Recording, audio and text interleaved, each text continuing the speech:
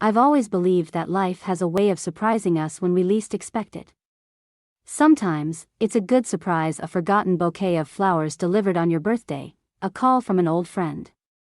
But other times, it's the kind of surprise that knocks the wind out of you and leaves you questioning everything you thought you knew about yourself. This story.is one of those. It all started during my son, Ethan's, senior year of high school.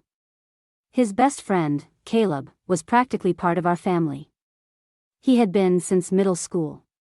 With his easy smile, dark brown eyes that always seemed to hold some mischievous secret, and an infectious energy, Caleb had a way of lighting up a room just by walking into it. He and Ethan had been inseparable for years, and as a result, Caleb had spent countless weekends at our house eating at our dinner table, playing video games in the living room, and even falling asleep on our couch. I never thought much of it.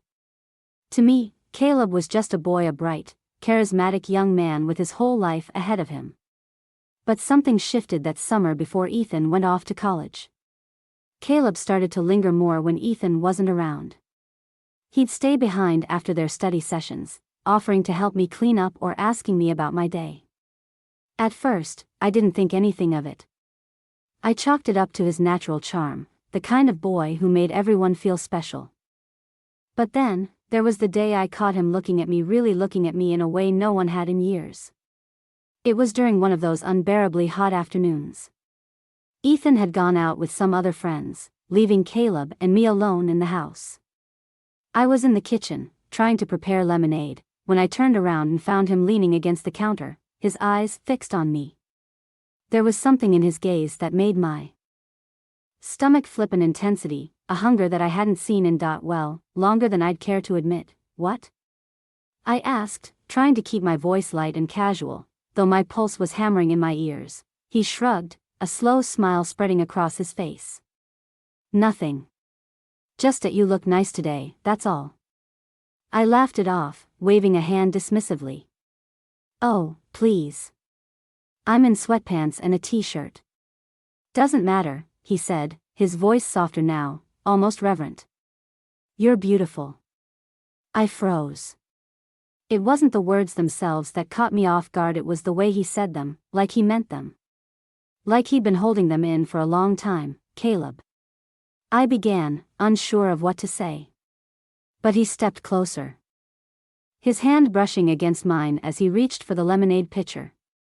The touch was brief, fleeting, but it sent a jolt through me that I couldn't ignore. "I should go," he said quickly, his voice tinged with something I couldn't quite place. Regret? Embarrassment? And just like that, he was gone, leaving me alone in the kitchen with my racing thoughts. For days after that, I couldn't stop thinking about him. About the way he looked at me, the way he said those words. I'd been divorced for years, too busy raising Ethan and building my career to even think about dating. The idea of someone seeing me, really seeing me, was as intoxicating as it was terrifying. The next time Caleb came over, I told myself I'd keep my distance, maintain the boundaries that had always been there. But it was easier said than done. He had a way of disarming me with just a smile, a joke, a casual brush of his hand against mine as we passed each other in the hallway. And then, one evening, the inevitable happened. Ethan had gone to bed early, exhausted from a long day of packing for college. Caleb and I were in the living room, sitting on opposite ends of the couch, a movie playing in the background. We weren't really watching it, we were talking, laughing about something inconsequential. I don't even remember what it was now. All I remember is the way he looked at me, his eyes locking onto mine, the laughter fading from his face. "Can I ask you something?" he said, his voice low, almost hesitant. I nodded, my heart pounding in my chest. "Of course. Do you ever?" He paused, running a hand through his hair. "Do you ever feel like there's something you want, but you're too afraid to reach for it?" The air between us was thick, heavy with unspoken words. "Sometimes," I admitted, my voice barely above a whisper. He moved closer, so close that I could feel the heat radiating off him. "What if it's worth the risk?"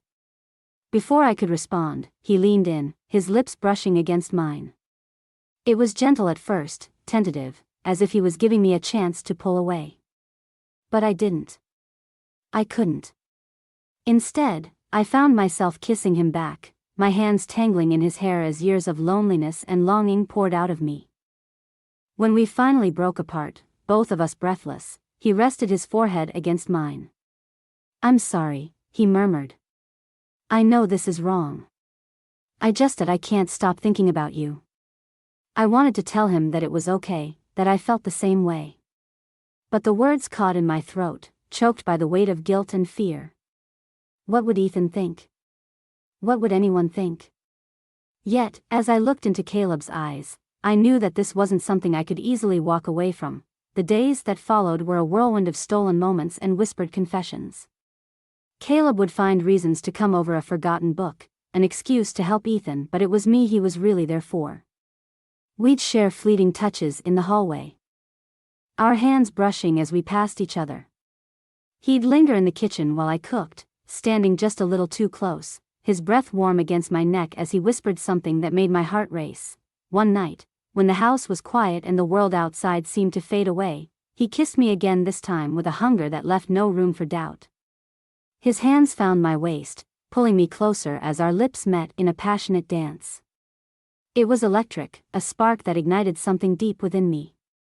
For the first time in years, I felt alive, desired, cherished. "You're incredible," he whispered against my lips, his voice filled with awe. "I've wanted this for so long." I should have pushed him away. Should have told him that it was impossible, but I didn't. Instead, I let myself get lost in him, in the way he made me feel. In those stolen moments, it was as if the rest of the world didn't exist, only us, wrapped up in each other.